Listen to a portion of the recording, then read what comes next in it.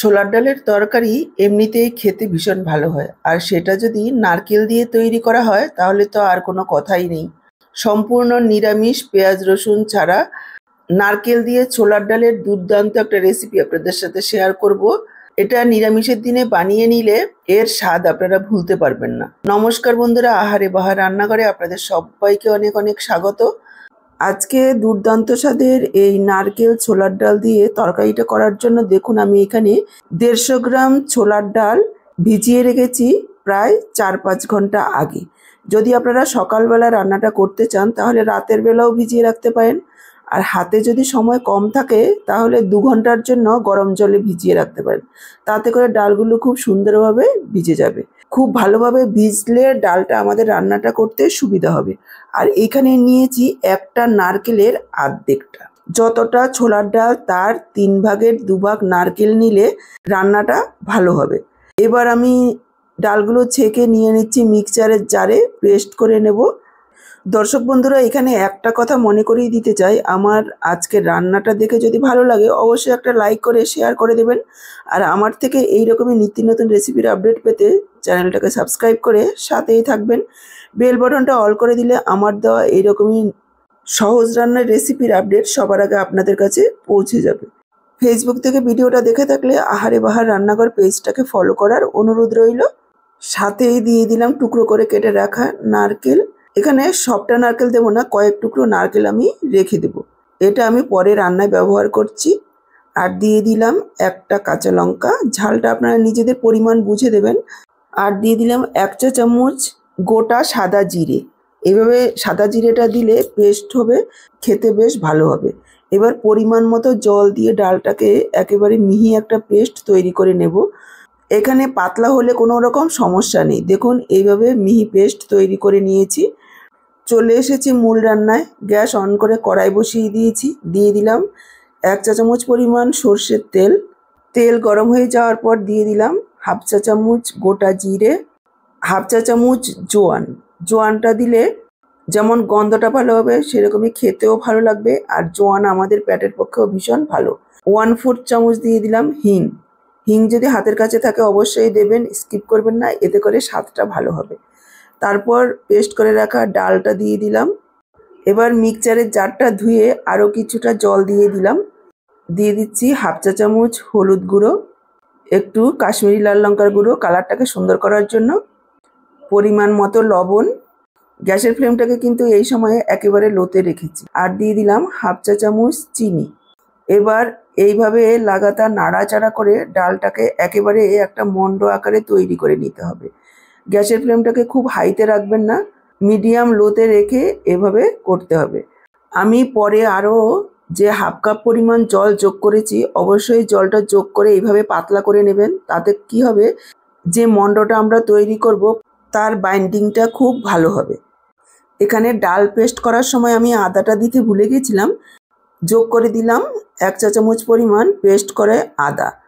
এই আদাটা স্কিপ করবেন না, অবশ্যই দেবেন, যেহেতু সম্পূর্ণ নিরামিষ পেঁয়াজ রসুন ছাড়া একটু আদা না দিলে খেতে ভালো লাগবে না। এরপর দেখুন প্রায় 5-6 মিনিট সময় নিয়ে মিডিয়াম লো ফ্লেমে এভাবে নাড়াচাড়া করে এইভাবে একটা মন্ড তৈরি করে নিয়েছি। এর থেকে আর বেশি শক্ত করবেন না। এভাবে যখন কড়াইয়ের থেকে ছাড়তে শুরু করবে তখনই গ্যাসটা বন্ধ করে দিয়ে তুলে নিতে হবে, কেননা খুব বেশি শক্ত হয়ে গেলে তাহলে আমরা যে ধোকাটা তৈরি করব সেটা আর ভালোভাবে সেট হবে না। এখানে দেখুন একটা থালায় নিয়ে নিলাম 1/2 চা চামচ পরিমাণ তেল। তেলটা এভাবে ব্রাশ করে নিতে হবে। তারপর এইভাবে ডালের মন্ডটা থালার মধ্যে নিয়ে নেব। তেল অবশ্যই লাগিয়ে নেবেন থালার মধ্যে, তা না হলে নিচে লেগে যাবে। গরম থাকতে থাকতে এইভাবে একটা খুন্তি অথবা স্প্যাচুলার দিয়ে চেপে চেপে বসিয়ে দিতে হবে। ঠান্ডা হয়ে গেলে কিন্তু আর ভালোভাবে সেট হবে না। অনেকে কি করে, যখন ডালের পেস্টটা করে তখন অল্প পরিমাণে জল দেয় আর ডালটা শুকনো শুকনো করে পেস্ট করে নেয়। তাতে করে যখন ধোকাটা বানানো হয় ধোকাটা কিন্তু ভেঙে যায়। আর আপনি যদি একটু জল দিয়ে ডালটাকে পাতলা করে করা হয়, তারপর এইভাবে মন্ড তৈরি করা হয়, একটাও ধোকা ভাঙবে না আর হবেও একেবারে নরম তুলতুলে। দেখুন থালায় সেট করে নিয়েছি। তারপর এবার 10 থেকে 15 মিনিট হয়তো আপনি ডিপ ফ্রিজে রেখে দিতে পারেন, তাতে করে ঠান্ডা হয়ে যাবে। তা না হলে প্রায় ২০-২৫ মিনিট ফ্যানের তলায় রেখে ঠান্ডা করে নিতে হবে, কেন ঠান্ডা না হলে কাটা যাবে না। ভালোভাবে ঠান্ডা করে নিলে তারপর কাটলে একটাও ভাঙবে না। ঠান্ডা হতে থাকুক, এইদিকে আমি একটা মশলা তৈরি করে নিচ্ছি। দেখুন, একটা মিক্সচার জারে নিয়ে নিলাম 1/2 চা চামচ গোটা ধনে, 1 চা চামচ গোটা জিরে, একটা কাঁচা লঙ্কা, আর যে নারকেলের টুকরোটা আমি রেখেছিলাম সেটাই দিয়ে দিলাম এর সাথে, আর দিয়ে দিলাম একটা টমেটো। পরিমাণ মতো জল দিয়ে দেখুন এইরকম একটা মিহি পেস্ট তৈরি করে নিয়েছি। এদিকে একটা বড় সাইজের আলু আমি এইভাবে ডুমু ডুমু করে কেটে নিয়েছি। আলুর পরিমাণটা আপনারা নিজেদের ইচ্ছে মতো কম বেশি করে নিতে পারেন, আবার চাইলে আলু দিতেও পারেন, নাও দিতে পারেন। এদিকে দেখুন প্রায় ১৫ মিনিট আমি ফ্রিজে রেখেছি, ঠান্ডা হয়ে গেছে। এবার এইভাবে কেটে নিচ্ছি। আমি এইভাবে ডায়মন্ড শেপে কাটছি, আপনারা চাইলে চৌকো করেও কাটতে পারেন। দেখুন এভাবে কাটছি, একটু ভেঙে যায়নি আর টুকরোও হয়ে যায়নি, সবকটা সুন্দর হয়েছে, একেবারে প্লেন। এভাবে হলে বুঝতে হবে যে একেবারে পারফেক্ট তৈরি হয়েছে। আপনারা চাইলে এভাবে বানিয়ে ডিপ ফ্রিজে ৭ থেকে ৮ দিন রেখেও দিতে পারেন। যখন খুশি বের করে রান্না করবেন, বা বাড়িতে কোনো অতিথি আসার আগে যদি এইভাবে বানিয়ে রাখেন, তারপরে বাড়িতে অতিথি আসলে এইভাবে রান্না করে দিতে পারবেন, খুব সহজে রান্নাটা হয়ে যাবে। গ্যাস অন করে আবারও কড়াইটা বসিয়ে দিলাম, আর দিয়ে দিলাম ২ বড় চামচ সর্ষের তেল। তেল গরম হয়ে যাওয়ার পর দিয়ে দিলাম ধোকাগুলো, ভেজে নেব। ধোকাগুলো দেওয়ার পর মিডিয়াম লো ফ্লেমে রেখে ২ মিনিট ভেজে নেব। তারপর এভাবে উল্টে দেব, উল্টে পাল্টে একেবারে লালচে করে ভেজে নেব। সবগুলো ধোকা একবারে ভাজা যাবে না, প্রথমগুলো দেখুন উল্টে সাইড করে দিয়েছি, সাইডে আরও কিছুটা দিয়ে দিলাম। তারপর প্রথমগুলো ভাজা হয়ে গেছে, তুলে নিলাম। তুলে নিয়ে এইগুলো সাইড করে আরও কিছুটা দিয়ে দেব, সেগুলো এভাবে উল্টে পাল্টে ভেজে নেব। দ্বিতীয় ব্যাচের ধোকাগুলোও দেখুন সাইড করে দিয়ে এবার আমি দিয়ে দিলাম কেটে রাখা আলু, আর দিয়ে দিলাম পরিমাণ মতো লবণ। আলুগুলোকে লালচে করে ভেজে নেব সাইড বাই সাইড। এভাবে করলে অল্প সময়ে আমাদের রান্নাটা তাড়াতাড়ি হয়ে যাবে।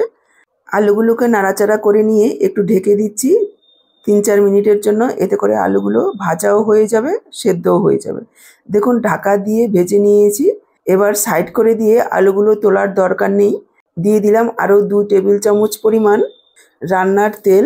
তেল গরম হয়ে যাওয়ার পর দিয়ে দিলাম 1/2 চা চামচ গোটা জিরে, ২টো এলাচ, ২ টুকরো দারচিনি, কয়েক সেকেন্ডের জন্য ভেজে নেব।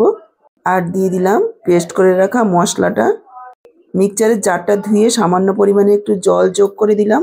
সাথে দিয়ে দিচ্ছি ১ চা চামচ আদা বাটা, 1/2 চা চামচ হলুদ গুঁড়ো, 1/2 চা চামচ লাল লঙ্কার গুঁড়ো, ঝালটা আপনারা নিজেদের পরিমাণ বুঝে দেবেন, 1/2 চা চামচ কাশ্মীরি লাল লঙ্কার গুঁড়ো, এটা সম্পূর্ণ অপশনাল, কালারটার জন্য আমি দিয়েছি, আপনারা চাইলে নাও দিতে পারেন। এবার পুরো মশলাটাকে প্রথমে ১-২ মিনিট এইভাবে মিডিয়াম ফ্লেমে একটু নাড়াচাড়া করে কষিয়ে নেব। তারপর এইভাবে আলুর সাথে মিশিয়ে নিয়ে ঢাকা দিয়ে দেব প্রায় ৫-৬ মিনিটের জন্য। লো ফ্লেমে ঢাকা দিয়ে মশলাটাকে কষিয়ে নেব। এখানে মনোযোগ সহকারে মশলাটাকে কষাতে হবে, যত ভালোভাবে মশলাটা কষানো হবে তত টেস্টটা বেড়ে যাবে। আর এইভাবে আলুর সাথে যদি আমরা মশলাটা কষিয়ে নিই, এতে করে আলুর ভেতরে মশলাটাও ঢুকে যাবে আর আলুটা সেদ্ধও হয়ে যাবে। দেখুন ঢাকা দিয়ে প্রায় ৫-৬ মিনিট মশলাটাকে কষিয়ে নিয়েছি, দেখেই বুঝতে পারছেন মশলাটা একেবারে দানা দানা হয়ে গেছে, তেল ছাড়তে শুরু করেছে। এই সময় আমি যোগ করে দিলাম মটরশুঁটি, এখানে 1/2 কাপ পরিমাণ মটরশুঁটি রয়েছে। এটা ফ্রোজেন মটরশুঁটি, তবে মটরশুঁটিটা সম্পূর্ণই অপশনাল, যদি আপনাদের হাতের কাছে থাকে দেবেন, না দিলেও চলবে। এখানে আমি যোগ করে দিচ্ছি পরিমাণ মতো লবণ, দিয়ে দিলাম 1/2 চা চামচ চিনি। যেহেতু সম্পূর্ণ নিরামিষ, একটু চিনি দিলে খেতে ভালো লাগবে, আপনারা যদি অপছন্দ করেন তাহলে স্কিপ করবেন। এবার পুরো মশলাটাকে আরও ১-২ মিনিট এইভাবে লো ফ্লেমে একটু কষিয়ে নেব, এতে করে মশলার স্বাদ বাড়বে। দেখুন আরও ২ মিনিট মতো মশলাটাকে কষিয়ে নিয়েছি। এবার আমি যোগ করে দিচ্ছি জল। এখানে আমি ১.৫ কাপ জল যোগ করব, যেহেতু ধোকা যোগ করব অনেকটাই ঝোল টেনে নেবে। ১.৫ কাপ পরিমাণ জল যোগ করে দিয়ে মিশিয়ে নিয়ে ঢাকা দিয়ে আরও ৩-৪ মিনিট রান্না করে নেব, গ্যাসের ফ্লেমটাকে মিডিয়াম হাইতে রেখে, যাতে ঝোলটা ভালোভাবে ফুটে যায় আর আলুটাও আরও খুব সুন্দরভাবে সেদ্ধ হয়ে যায়। ধোকাগুলো দেখুন কতটা সুন্দর হয়েছে দেখতে। দেখুন আরও 3-4 মিনিট রান্না করে নিয়েছি ঢাকা দিয়ে। ঝোলটাও ভালোভাবে ফুটে গেছে, আলুটাও খুব সুন্দরভাবে সেদ্ধ হয়ে গেছে। এবার আমি যোগ করে দিচ্ছি ভেজে রাখা ধোকা। জলের পরিমাণটা প্রথমেই বেশি করে দিতে হবে। যদি অল্প পরিমাণে জল দেওয়া হয়, ধোকাগুলো দেওয়ার পর যদি শুকিয়ে যায় তখন জল যোগ করলে মশলা ছাড়া ঝোল খেতে কিন্তু ভালো লাগবে না। সেজন্য প্রথমেই জলটা পরিমাণ মতো যোগ করে দেবেন। এখানে যোগ করে দিচ্ছি 1/2 চা চামচ গরম মশলার গুঁড়ো আর দিয়ে দিচ্ছি 1/2 চা চামচ ঘি। এটা আপনারা যে কোনো ছোটোখাটো অনুষ্ঠানেও তৈরি করতে পারেন। এবার মিশিয়ে নিয়ে ঢাকা দিয়ে জাস্ট 2 থেকে 3 মিনিট ফোটাবো। খুব বেশি সময় ফোটাবো না, তাহলে ধোকাগুলো ভেঙে যেতে পারে।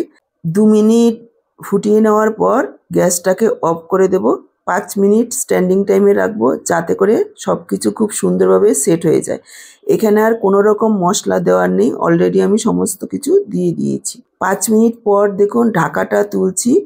দেখেই বুঝতে পারছেন কতটা লোভনীয় হয়েছে দেখতে, খেতেও অসাধারণ হয়।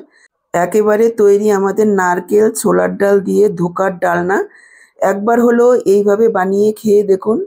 ধোকার ডালনা তো আপনারা অনেক রকমভাবে খেয়েছেন, একবার আমার মতন করে এইভাবে বানিয়ে খেয়ে দেখুন, স্বাদ সারা জীবন মনে থাকবে। তাহলে আজকে এই পর্যন্ত, আবার দেখা হবে এরকমই দারুণ টেস্টি কোনো রেসিপির সাথে। সবাই ভালো থাকুন, সুস্থ থাকুন, আপনাদের সবার সুস্থতা কামনা করে এখানেই শেষ করছি। এটা আপনারা ভাত, রুটি, লুচি, পরোটা সব কিছুর সাথে সার্ভ করতে পারবেন।